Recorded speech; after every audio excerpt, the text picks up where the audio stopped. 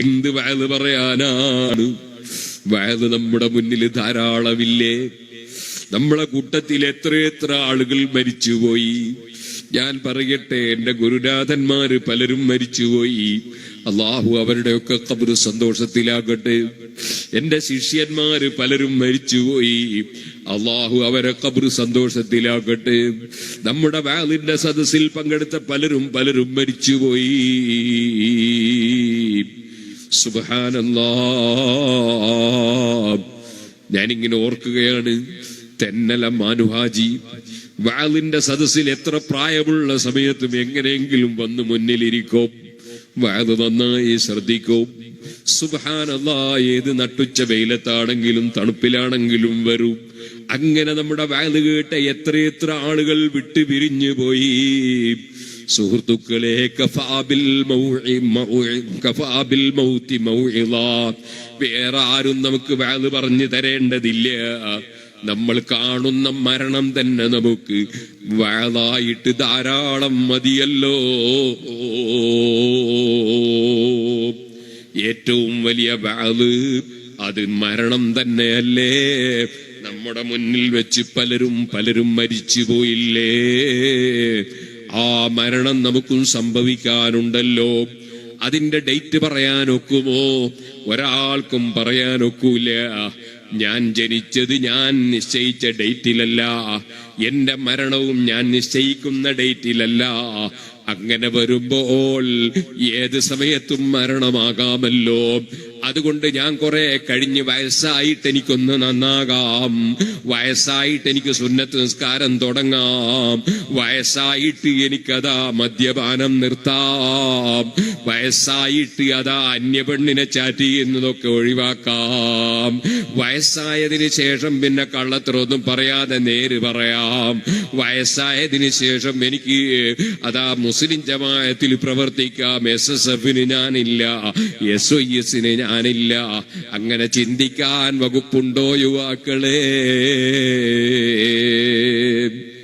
ഏത് പ്രായത്തിലാണ് മരണമെന്നതിന് വല്ല ഗ്യാരണ്ടിയും കിട്ടിയിട്ടുണ്ടോ? ഞാൻ പ്രസംഗിക്കുന്ന ഈ ബൈക്ക് സെറ്റിന് ഗ്യാരണ്ടി ഉണ്ടാകാം, പക്ഷേ ആ ഗ്യാരണ്ടി പേപ്പറിൽ ഒപ്പിട്ടവന് ഗ്യാരണ്ടി ഇല്ല. ഈ പ്രസംഗിക്കുന്ന എനിക്ക് ഗ്യാരണ്ടി ഇല്ല.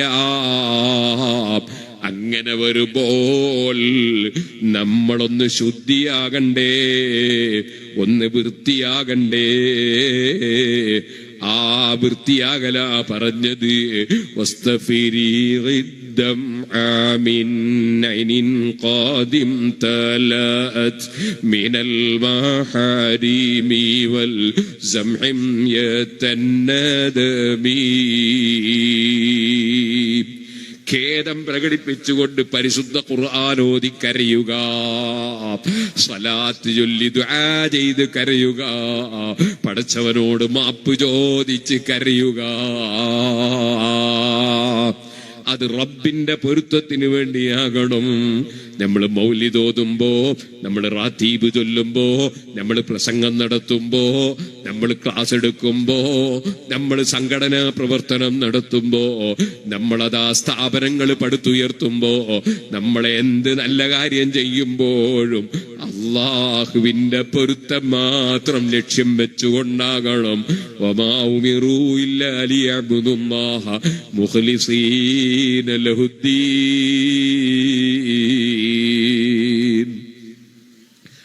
എല്ലാം അള്ളാഹുവിന് വേണ്ടി മാത്രം. ആ നിലക്ക് അള്ളാഹുവിന്റെ പൊരുത്തം കരുതി നമ്മുടെ പ്രവർത്തനങ്ങൾ ക്രമീകരിക്കണം. നമ്മുടെ ഭാര്യമാർക്ക് നല്ല സന്തോഷം കൊടുക്കണം. ബിൽ മഅറൂഫ്. ഭാര്യമാരോട് നല്ല നിലക്ക് പെരുമാറണം. അവളുടെ സ്വർണ്ണപ്പണ്ടങ്ങൾ മുഴുവനും വാങ്ങി പണയം വെച്ചും വിറ്റും കാശാക്കി തൊലച്ചു കളയുന്ന ഭർത്താവാകാൻ പാടില്ല. അവളെ മനസ്സ് വേദനിക്കുന്ന ഒരു സംസാരവും നമ്മൾ സംസാരിക്കാൻ പാടില്ല. അവരുടെ മനസ്സിന് സന്തോഷം കൊടുക്കാൻ ഭർത്താക്കന്മാരായ നമ്മളല്ലാതെ വേറെ ആരാണ് അവർക്കുള്ളത്? ഇതുപോലെ പ്രിയപ്പെട്ട സഹോദരിമാരെ,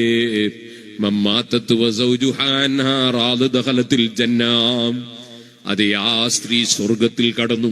ആരാണത്? ഭർത്താവിന്റെ പൊരുത്തം വാങ്ങി മരിച്ച പെണ്ണ് സ്വർഗത്തിൽ കടന്നു. ഭർത്താവിന്റെ പൊരുത്തം വാങ്ങണം. ഭർത്താവിന്റെ പൊരുത്തം കിട്ടാൻ ഞാനൊരു വലിയ സൽക്കർമ്മം പറയട്ടെ.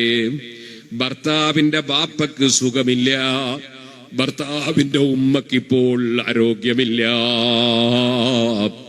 ആ ഭർത്താവിന്റെ ബാപ്പക്കും ഉമ്മക്കും പെൺകുട്ടികളെ നിങ്ങൾ ഖിദ്മത്തെടുത്താൽ ഭർത്താവിന്റെ പൊരുത്തം കിട്ടുമല്ലോ, സ്വർഗത്തിലേക്ക് വഴിയാണല്ലോ. പക്ഷേ ഒരു കാര്യം പറയട്ടെ, ഒരു ഭാര്യ, ആ ഭാര്യക്കല്ലല്ലോ നിന്റെ ബാപ്പയെ നോക്കാനുള്ള ബാധ്യത, അതേപോലെ നിന്റെ ഉമ്മയെ നോക്കാനുള്ള ബാധ്യത നിന്റെ ഭാര്യക്കല്ലല്ലോ, നിനക്കല്ലേ ആ ബാധ്യത. അതുകൊണ്ട് ആ ഭാര്യ അതിന് തുനിഞ്ഞില്ലെങ്കിൽ അവളെ നീ ചീത്ത വിളിക്കാൻ പാടില്ല, അവളെ തലാഖ് ചൊല്ലാൻ പാടില്ല, അവളെ ശകാരിക്കാൻ പാടില്ല. പക്ഷെ അവൾക്ക് പടച്ച റബ്ബിന്റെ അടുക്കൽ വലിയ പ്രതിഫലം കിട്ടുന്ന, ആഖിറം സമ്പാദിക്കാൻ കഴിയുന്ന വലിയ അമലാണ് ഭർത്താവിന്റെ പൊരുത്തം വാങ്ങുക. ഭർത്താവ് രക്ഷപ്പെട്ടാലല്ലേ സ്വർഗത്തിൽ ഭർത്താവിനെ കിട്ടുകയുള്ളൂ. ഭർത്താവ് സ്വർഗത്തിലെത്തണമെങ്കിൽ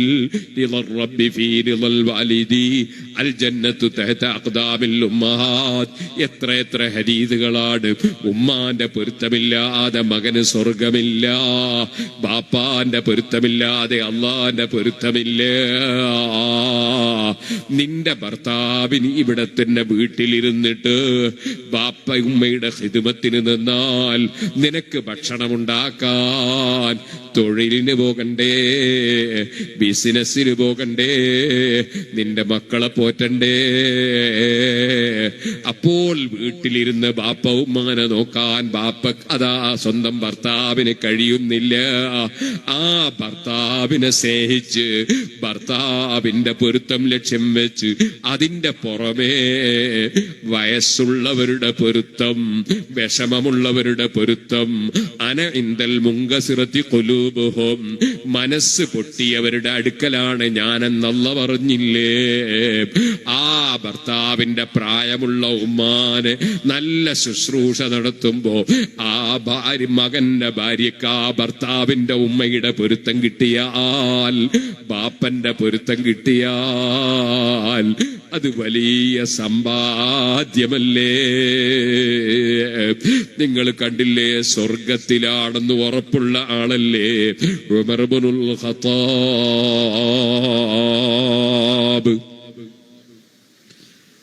ഉമർ ഇബ്നുൽ ഖത്താബ് റളിയല്ലാഹു അൻഹു വൈകുന്നേരം ഇങ്ങനെ പോകുമ്പോ ഒരു പ്രായം ചെന്ന ഉമ്മാനെ ഒരു ചെറ്റപ്പുരയിൽ കാണുകയാണ്. അത് ഉമർ ഇബ്നുൽ ഖത്താബിന്റെ ഉമ്മയല്ല, ഉമ്മയുടെ അനുജത്തിയല്ല, ജേട്ടത്തിയല്ല, അമ്മായി ഉമ്മയല്ല, ഒരന്യപെണ്ണാണ്. പക്ഷേ സ്വന്തത്തിലൊന്നും ചെയ്യാൻ കഴിയൂല.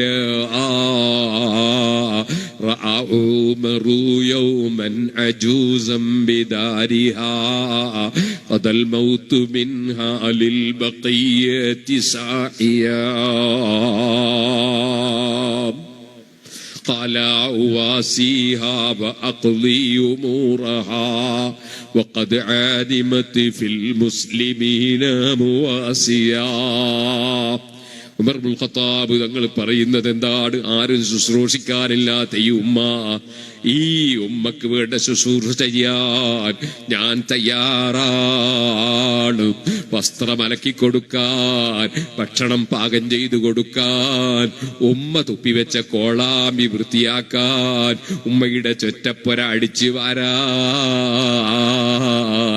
ഉമർ ഇബ്നുൽ ഖത്താബ് തുനിയുന്നു. ഉമർ ഇബ്നുൽ ഖത്താബിനേക്കാൾ വലിയ വല്ല ശൈഖന്മാരുമുണ്ടോ? സിദ്ദീഖുൽ അക്ബർ തങ്ങൾ കഴിഞ്ഞാൽ ഏറ്റവും ബഹുമാനമുള്ള ഖുതുബ് അത് ഉമർ ഇബ്നുൽ ഖത്താബല്ലേ. ഉമറേ, ഞാൻ സ്വർഗത്തിലൂടെ നടന്നു പോകുമ്പോ ഒരു സ്ത്രീ ഒരു സ്ഥലത്ത് നിന്ന് വധു എടുക്കുന്നത് കണ്ടു. അതിന്റെ തൊട്ട് തന്നെ ഒരു വലിയ മാളികയുണ്ട്. ആരുടേതാണ് ഈ മാളിക എന്ന് ചോദിച്ചപ്പോ ഉമറിന്റെ മാളികയാണെന്ന് പറഞ്ഞപ്പോ അതൊന്ന് കേറണമെന്ന് എനിക്ക് തോന്നി. പക്ഷേ നിങ്ങളില്ലാതെ, നിങ്ങളെ സമ്മതമില്ലാതെ നിങ്ങളെ കൊട്ടാരത്തിൽ കേറിയാൽ നിങ്ങൾക്ക് ഇഷ്ടപ്പെടുമോ എന്ന് ചിന്തിച്ച് ഞാൻ തിരിച്ചു പോന്നു നബി തങ്ങൾ പറഞ്ഞപ്പോ അലൈക ഗാറു യാ റസൂലല്ലാഹ്, ഓ അല്ലാഹുവിന്റെ റസൂലേ, ഒരു റൗഡിയായി തോന്നിവാസിയായി നടക്കുന്ന എന്നെ സ്വർഗാവകാശിയാക്കിയത് തങ്ങളല്ലേ? തങ്ങളെന്റെ വീട്ടിൽ കയറിയാൽ സന്തോഷമല്ലേ എന്നർത്ഥം വരുന്ന ചോദ്യം ചോദിച്ചോ ഉമർ ഇബ്നുൽ ഖത്താബാണ്. പാവപ്പെട്ട ഉമ്മാന്റെ ഖിദ്മത്തിന് തീരുമാനമെടുത്ത് അതാ സുബഹിന്റെ തൊട്ടടുത്ത് തന്നെ വീട്ടിലെത്തിച്ചേരുന്നു. പക്ഷേ ആ വീട്ടിൽ സുബഹിന് മുമ്പ് തന്നെ വേറെ ഒരാള് വന്ന് ആവശ്യമുള്ളതെല്ലാം ചെയ്തു കൊടുത്ത് പോയിട്ടുണ്ട്.